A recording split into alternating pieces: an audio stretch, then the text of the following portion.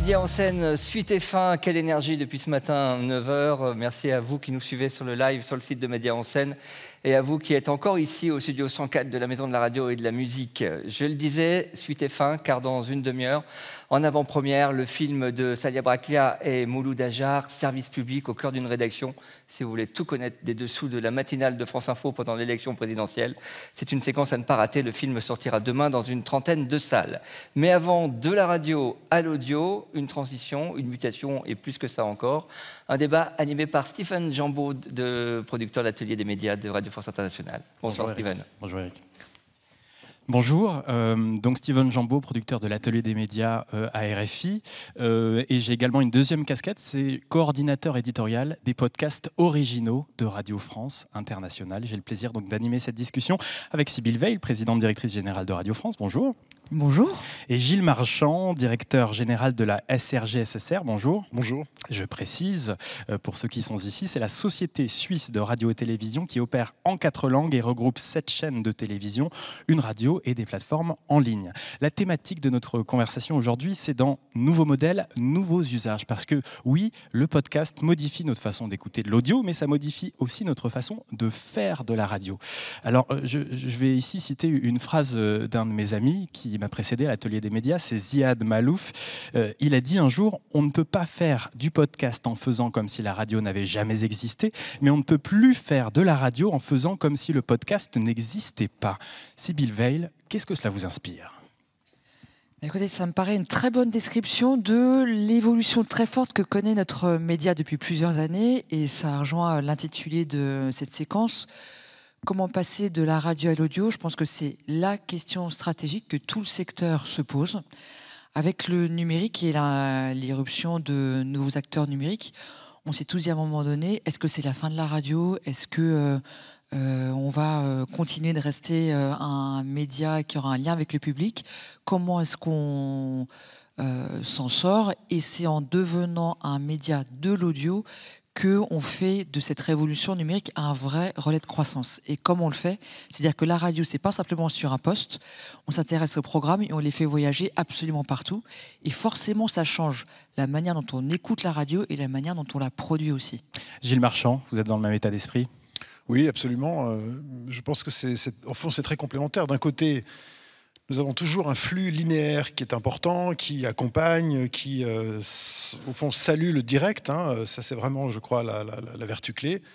Et puis, d'un autre côté, il y a une autre demande, une autre exigence beaucoup plus individuelle, et c'est celle de l'AOD, c'est celle notamment des podcasts. Et là, ça correspond à une autre narration, à une autre stratégie éditoriale, et les deux sont aujourd'hui indispensables. Sybille Veil, parlons ensemble justement de la stratégie de production. Le son est l'un des cœurs de métier dans cette maison. Produire du podcast a nécessité à moyen budgétaire constant de faire des aménagements au niveau des équipes de production. Avez-vous des conseils pour les dirigeants de médias qui sont peut-être dans la salle pour organiser cette transition numérique de la radio vers l'audio ? Je pense qu'en fait, comme les autres acteurs des médias, parce qu'on l'a vu dans la presse, on l'a vu dans la vidéo, c'est une question qui se pose, c'est-à-dire qu'on est obligé de produire pour de nouveaux supports, on est obligé de produire de nouveaux contenus qui répondent à ce que décrivait très bien Gilles, c'est-à-dire une écoute qui n'est plus subie mais qui est à la demande. Mais il faut faire des choix. Du coup, essayer de ne pas déshabiller Paul pour habiller des Jacques, comme on dit parfois. Ça veut dire produire plus et différemment avec des moyens qui sont pour les plus chanceux constants. Et nous, ces dernières années, on a eu une baisse de nos moyens. Donc, qu'est-ce qu'on a fait ? On s'est saisi, et Sandrine Trainer, qui était là juste avant sur France Culture, on est un des exemples. En fait, nous, la radio, la chance qu'on a, c'est que on est des médias directs qui produisons, donc on a les droits sur ce qu'on produit. Et donc, on a toute une partie de nos contenus qu'on peut ensuite exposer pour en faire des podcasts. Et nos succès aujourd'hui sont sur la réexposition du direct. Ça ne demande pas de moyens en plus. Et on voit que 70% de l'écoute des podcasts en France, ce sont des podcasts produits par les radios. Ça veut dire que il suffit pour ça de se poser la question au moment de chaque grille de rentrée, quels sont les contenus que je produis pour pouvoir avoir une existence dans la durée. Et ce qu'on voit, c'est que plus les contenus sont élaborés, plus les contenus sont de qualité, plus ils ont une durée de vie qui est longue. Et je vois juste devant moi Agnès Chauveau, je crois, donc même si c'est la pénombre, et Lina qui a le dépôt légal de nos contenus. on travaille beaucoup en partenariat pour aussi faire ressortir les contenus qu'ils ont archivés, parce que ça fait partie aujourd'hui de notre proposition éditoriale commune.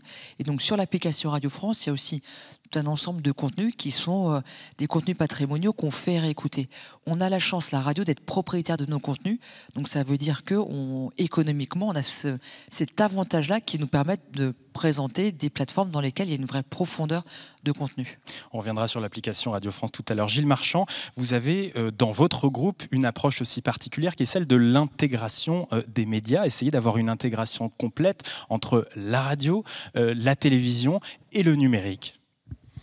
Oui, d'ailleurs, ça répond un peu à la question précédente. C'est que nous, on redéploie, considérant un budget qui nous permet de faire vivre 7 chaînes de télévision et 18 chaînes de radio, en 4 langues. Alors, il y a des choses qui sont communes, il y a des infrastructures communes, il y a des technologies communes, il y a des équipements. Voilà, tout ça permet d'être évidemment utilisé de manière très efficace quand on peut être intégré.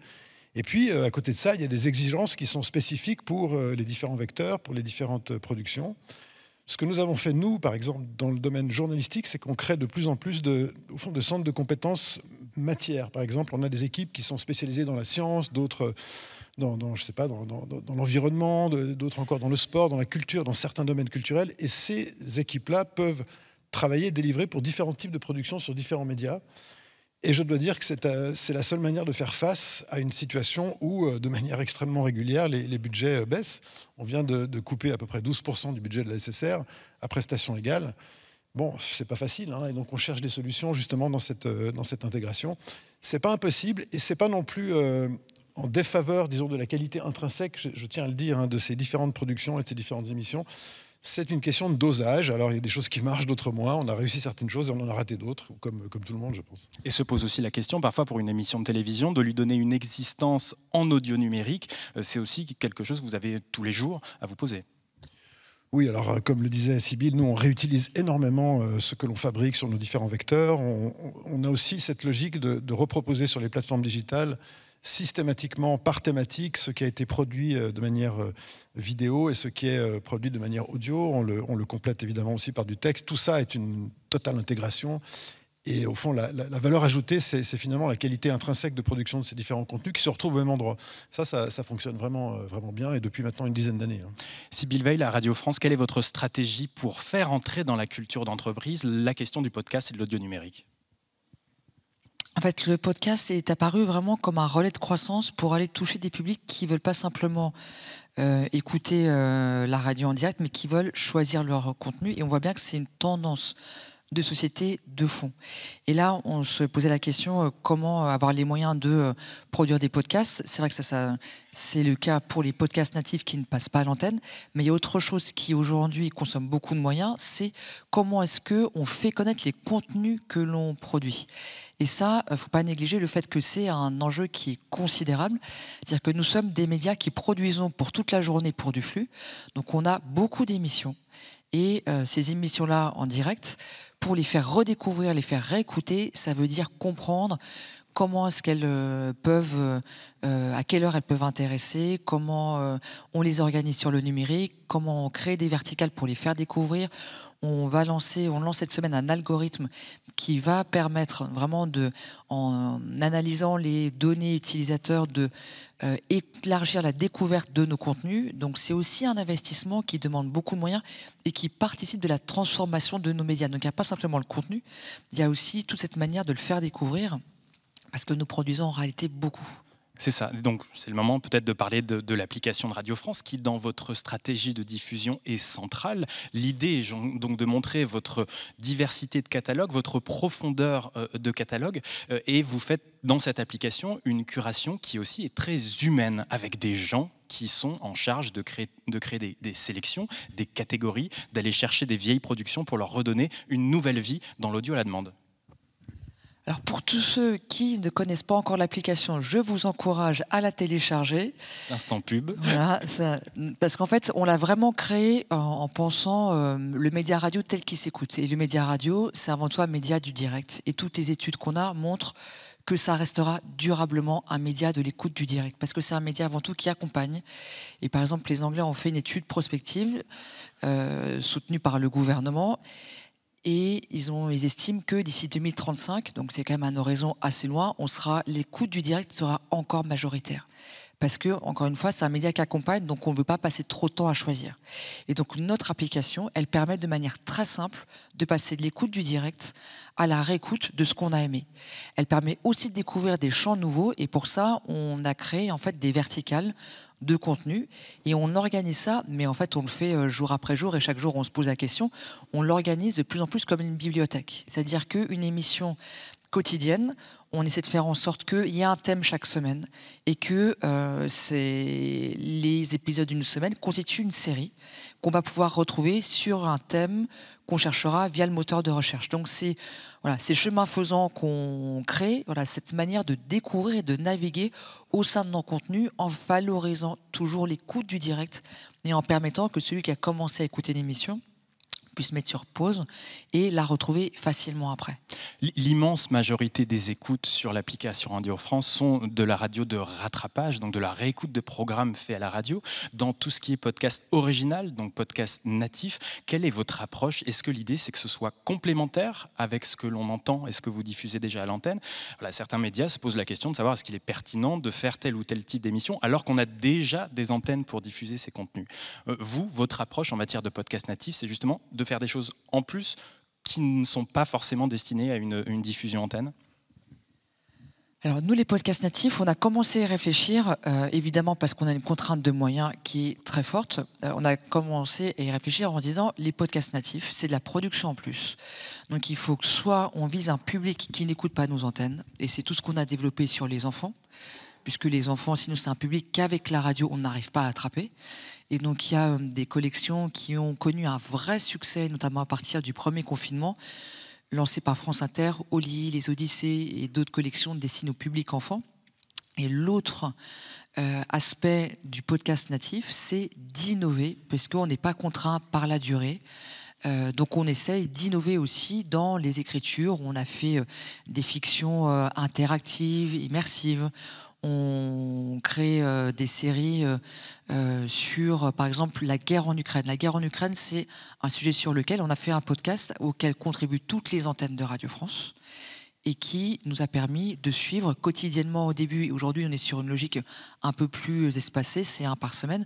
Nous a permis de avoir une information qui regroupe les savoir-faire de toute cette maison dans le cadre d'un podcast natif. Donc on le fait de manière très ciblée, avec un objectif derrière éditorial, soit pour tester les choses, soit pour aller s'adresser à un public auquel on a plus de difficultés à s'adresser. Et encore une fois, on a une logique, on a une vraie contrainte de moyens.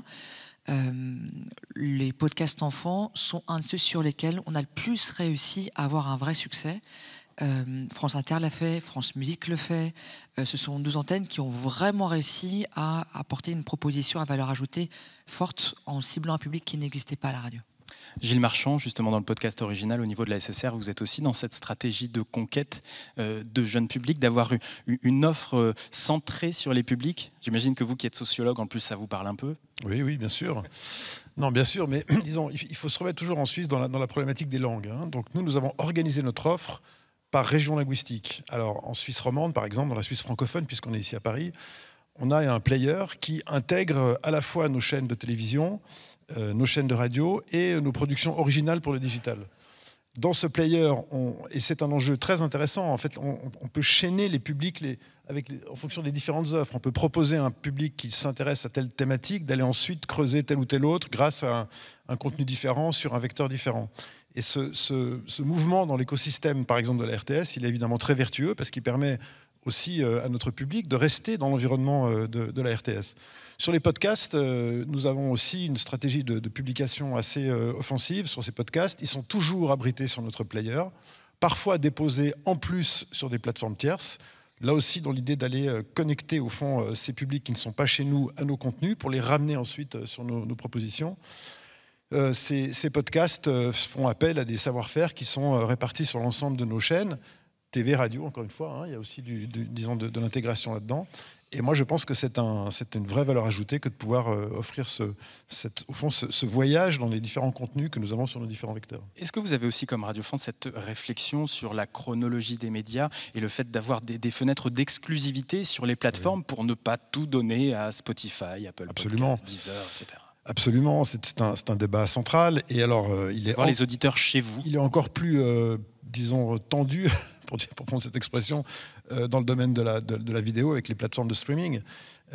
Nous avons un pacte avec les producteurs privés, nous essayons de négocier les droits de telle sorte qu'on puisse en tout cas les avoir dans un premier temps chez nous, quand on est coproducteur, au moins à hauteur de 50%. On a des discussions infinies avec la branche, on réfléchit avec elle d'ailleurs pour essayer de trouver la meilleure solution. Ce qui me paraît nécessaire, c'est de pouvoir en tout cas asiler ces productions sur les plateformes de la SSR, dans les différentes régions linguistiques, puis d'avoir, dans la majeure partie des cas, un certain temps où nous pouvons les proposer d'abord. Et ensuite, profiter d'une rediffusion, d'une extension de la visibilité, de la découvrabilité, pour pouvoir, au fond, aller chercher ces publics qui ne nous connaissent pas suffisamment ou qui ont perdu la relation avec nous, pour les ramener, encore une fois, sur les programmes que nous fabriquons. Sybille Veil, pour parler des plateformes, nos homologues de Radio-Canada sont en train de réfléchir progressivement à peut-être se retirer totalement des plateformes de diffusion du type Spotify, Deezer, etc. Est-ce qu'à terme, Radio France pourrait faire cela ? C'est une question d'équilibre qui est compliquée. Nous sommes un acteur de service public. Ça veut dire qu'on a une mission de rendre accessible le plus largement possible nos contenus. Et d'ailleurs, ça fait partie pour moi de ce que ça veut dire de passer de la radio à de l'audio. C'est aussi de pouvoir être écouté sur tout un ensemble de supports qui n'existaient pas avant, ordinateur, enceinte connectée, où il y a des vrais enjeux aussi. En tout cas, étant acteur de service public, il faut que nos contenus soient facilement accessibles. Et en même temps, on reste des médias d'offres, donc il faut qu'on ait la capacité, y compris sur le numérique, d'avoir une plateforme qui montre une vraie proposition éditoriale. Et donc on a conçu cette logique de manière avec un certain équilibre sur les contenus d'information, sur lesquels on estime qu'il y a un enjeu considérable de lutte contre la désinformation. On laisse nos contenus à disposition sur des durées qui sont longues, et plus longues que les autres contenus. Donc sur les contenus d'information, on les laisse en moyenne 3 mois accessibles sur les plateformes. En revanche, sur les autres contenus, on les laisse sur des durées plus courtes, ce qui veut dire que, dans la même logique que ce que dit Gilles, ce qu'on veut, c'est faire connaître nos contenus, de manière à ce qu'ensuite, ceux qui s'y intéressent viennent les retrouver dans toute leur durée, avec tous les épisodes, sur notre plateforme à nous. Mais on voit bien qu'en faisant ça, on séduit surtout ceux qui nous connaissent. Ceux qui connaissent la radio, ceux qui connaissent nos contenus. C'est une stratégie qui a beaucoup marché ces dernières années, puisque l'application Radio France et notre plateforme a 10 millions de visiteurs uniques par mois. Donc on a réussi à faire venir un public qui s'y intéresse, qui aime la radio, qui aime nos contenus. On a un défi qui est d'aller intéresser ceux qui ne sont pas habitués aux médias radio. Ceux qui ne vont pas spontanément télécharger notre application en écoutant nos antennes. Parce que notre meilleure promotion pour l'application, c'est l'écoute de nos antennes. Ceux qui écoutent en direct et qui se disent « je vais pouvoir réécouter plus facilement le contenu qui m'intéresse ». Voilà. Et on a 15 millions d'auditeurs par jour, et quand on regarde la fréquence d'installation de l'application, on voit qu'on en a converti toute une partie dans l'écoute numérique. Mais il faut qu'on aille chercher les autres qui ne nous connaissent pas, qui ne connaissent pas forcément nos marques. Et là, ça ne suffit plus. C'est-à-dire qu'il faut qu'on soit beaucoup plus présent, beaucoup plus offensif dans tous les univers dans lesquels ils sont. J'aimerais maintenant qu'on discute ensemble de la mission du service public de la radio dans cette transition vers l'audio. À la RTBF, en Belgique, la RTBF a dans son cahier des charges d'animer l'écosystème podcast et donc de soutenir les studios de podcast en leur achetant, par exemple, des productions sonores, des séries. Est-ce que c'est quelque chose qui se fait aussi chez vous en Suisse ? Je suis en train d'abîmer le matériel de Radio France, pardon. Attention, les moyens baissent. Matériel de surcroît, de très bonne qualité, je tiens à le dire. Non, en Suisse, on a ce type d'exigence, mais comme nous sommes une entreprise intégrée, ça concerne aussi bien la radio que la télévision. Et je dois dire que le marché avec lequel nous travaillons est principalement un marché audiovisuel. Mais on attend de la SSR, on attend du service public suisse qu'ils soient au fond un acteur constructif du système et de l'écosystème. Ce n'est pas régulé, mais ça c'est typiquement suisse. le régulateur attend de nous que nous nous mettions d'accord avec la branche. Et après, si tel n'est pas le cas, il se réserve le droit d'intervenir. Alors on a toutes sortes de pactes, on a un pacte autour de la musique, on a un pacte autour du cinéma, on a une collaboration avec l'industrie privée pour ce qui concerne la production. Donc oui, il y a ce genre de collaboration. Je dois dire qu'en Suisse, le marché relatif au podcast à proprement dit n'est pas gigantesque. Et en plus, il faut toujours se rappeler de ça, il est subdivisé en 4 régions linguistiques qui ont des forces différentes. Alors si vous êtes à Zurich, vous avez peut-être un marché un peu plus dynamique que si vous êtes à Genève et encore plus dynamique que si vous êtes à Lugano, pour prendre ces exemples. Donc c'est assez compliqué. Voilà. Mais moi, je considère qu'une partie de la légitimité du service public, c'est précisément sa capacité, au fond, à jouer ce rôle constructif dans un écosystème qui est quand même fortement attaqué, surtout dans ce minuscule marché qu'est la Suisse, par des grandes plateformes internationales qui viennent évidemment en Suisse proposer des contenus, mais aussi vendre de la publicité sans réinvestir dans le marché suisse, et donc qui petit à petit appauvrissent notre capacité de production originale. Or, un pays qui n'arrive plus à se raconter, à travers l'audio, à travers la vidéo, est un pays qui a un problème existentiel. Et alors, quand vous êtes avec cette diversité culturelle et linguistique, de surcroît dans un régime de démocratie directe où la population peut régulièrement décider de votre existence, ben vous avez intérêt à renforcer vraiment au maximum cette question de légitimité. Sybille Veil, ce n'est pas fondamentalement dans votre cahier des charges, vous, Radio France, d'animer cet écosystème podcast en France, mais pourrait-on imaginer un jour que Radio France achète des productions sonores en podcast à des studios de podcast ? Alors, notre intérêt à nous, en tant qu'acteurs de radio de service public, c'est que notre secteur se porte bien. Parce que c'est toujours mieux d'être dans un secteur en expansion, en croissance, que dans un secteur qui est en difficulté. Or, on voit qu'aujourd'hui, l'innovation est beaucoup du côté de la création nouvelle, d'innovation dans les podcasts. C'est ce que vous disiez. Ça change aussi en retour la manière dont on fait de la radio. Ça change le mode de narration, ça change ce qu'on attend de la personne qui anime le contenu. Donc pour nous, c'est très important qu'une concurrence existe et je pense qu'elle est saine. Aux États-Unis, on voit qu'il y a un marché du podcast qui est très mature et vous avez beaucoup d'acteurs du podcast qui ont beaucoup d'audience, qui ont un vrai modèle économique. Ça n'existe pas dans notre pays, sans doute parce qu'on n'a pas la même taille de marché. Et donc, comme le secteur de l'audio, c'est un marché plus petit, il n'y a pas la taille suffisante aujourd'hui pour que ce soit rentable. Nous, on peut jouer un rôle, et je pense que c'est le rôle qu'on essaie de jouer dans tous les secteurs de la culture, c'est d'abord un rôle de prescription. C'est-à-dire de reconnaître ce qui est bien dans la création de podcasts qui existent. Parce que peut-être de faire des aides à la création ? Alors, ce qu'on fait aujourd'hui, c'est qu'on a une émission sur France Inter qui recommande l'écoute du podcast, qui les prescrit et qui se retrouve diffusée sur l'application Radio France.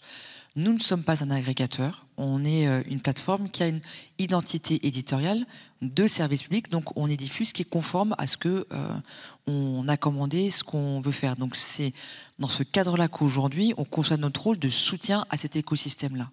Et c'est comme ça qu'on le met. Après, il y a une grande différence par rapport à la télévision. Encore une fois, on a les droits sur ce qu'on produit. C'est un modèle qui nous permet d'offrir dans la durée l'écoute gratuite. C'est aussi important. Radio France, c'est une écoute gratuite. Donc on a les droits, ce qui nous permet d'offrir l'écoute gratuite dans la durée à tout le patrimoine des contenus qu'on produit. Et ça, je pense que c'est un actif important parce que nous faisons des émissions de connaissances, d'informations dans tout un tas de secteurs. Et c'est en ça qu'on contribue le plus, je pense, aujourd'hui, à remplir nos missions de service public. Gilles Marchand, vous voulez ajouter ? Oui, là-dessus, ce qui est très intéressant aussi, c'est de rentrer dans une dynamique de coproduction. Parce qu'en Suisse, on a la chance, nous, de pouvoir maîtriser les droits audiovisuels aussi. Donc on est propriétaire de nos droits télé et on peut décider de faire de la coproduction avec des tiers et on peut négocier l'usage de cette coproduction de telle sorte qu'on puisse la reproposer aussi sur nos players, comme le fait Radio France. Et il est exact que cette capacité de reproposer durablement et de manière très adéquate, très facile, très, très accessible, c'est évidemment une grande valeur ajoutée du service public. Alors ça ne marche pas évidemment pour, par exemple, le sport, à des logiques de droit particulières, mais tout ce qui relève de la production propre, de la production originale, des magazines, etc., ça c'est librement accessible et ça permet de faire donc cette reproposition intégrée, radio, télé ou audio-vidéo, que le public vraiment a beaucoup de plaisir à retrouver. Mais c'est très compliqué aussi actuellement, vu les moyens de l'audiovisuel public. Et en plus, la spécificité de la Suisse et de vous, groupe audiovisuel public suisse, qui êtes menacé à chaque moment, à chaque instant, en matière de financement, mais aussi de votre existence même, d'être remis en cause par une votation. Oui, alors ça, je ne souhaite ça à personne, mais disons, c'est un défi. Voilà, la Suisse est un système de démocratie directe. N'importe quel citoyen, n'importe quelle personne, il faut bien comprendre ça, n'importe quelle personne peut décider de lancer une initiative populaire ou un référendum contre une loi. Il suffit pour ça de réunir 100 000 signatures, et 100 000 signatures aujourd'hui en Suisse, c'est extrêmement facile, notamment grâce aux moyens digitaux. Et à partir du moment où les signatures sont récoltées, eh bien, l'initiative, selon un processus politique assez complexe, est soumise à votation populaire. Et là, vous devez non seulement, évidemment, réexpliquer encore et toujours la raison d'être, la différence par rapport aux acteurs privés et commerciaux, mais vous devez aussi légitimer le prix. Et comme dans les petits pays où il y a peu de foyers, il y a 3,8 millions de foyers en Suisse à peu près, donc la redevance est extrêmement élevée si on la compare aux autres pays européens où il y a beaucoup plus de monde, étant entendu que chez nous, évidemment, les frais fixes sont de même nature que dans les autres pays qui nous entourent, mais avec beaucoup moins de possibilités de les amortir sur un volume important. Et donc, il faut légitimer aussi un engagement financier important des citoyens, d'où, et je finis là-dessus, l'extrême importance de travailler sur la question de la légitimité. Et chez nous, elle passe beaucoup par la relation entre les régions linguistiques, le respect de la diversité. Et peut-être une dernière phrase pour vous dire sur ce chapitre que je crois qu'un enjeu clé du service public, c'est de répondre à l'équation suivante. Comment arriver à cultiver la diversité tout en rassemblant pour amener de la cohésion sociale, politique, culturelle. Ça, c'est un vrai défi compliqué. Sybille Veil, le mot de conclusion, comment passer de la radio à l'audio? Donc c'est accélérer la transition numérique, ça demande des moyens. Il y a de quoi être inquiet quand on voit en France les incertitudes concernant le modèle de financement de l'audiovisuel public avec la fin de la redevance. Alors, cette année, dans le projet de loi de finances pour 2023, pour la première fois, nous avons des ressources qui recommencent à augmenter. Et c'est tant mieux parce que ça fait plusieurs années qu'on fait des économies qui sont très importantes, qui ont demandé beaucoup de réorganisation dans une maison qui faisait face en même temps à une transformation de ses métiers, de ce qu'elle produit. Donc là, on a une année où ça va nous permettre de faire face aux conséquences de l'inflation. Et on verra après quelle sera la suite, puisque nous avons un système de taxes affectées jusqu'en 2024. Et je pense que la question du financement, elle est double. C'est qu'on ait les moyens de remplir nos missions. Et ça, il faut toujours mettre en regard les moyens et les missions, et surtout qu'on ait un mode de financement qui préserve notre indépendance. Parce que l'une des clés de notre succès et de notre légitimité, c'est aussi notre indépendance en tant que média.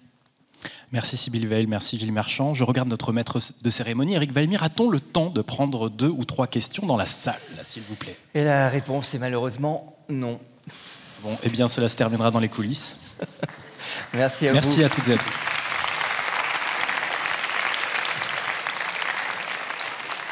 Média en scène, la fin approche avec justement les mots de conclusion de Pierre Louette et Sybille Veil dans quelques instants, dans quelques secondes même.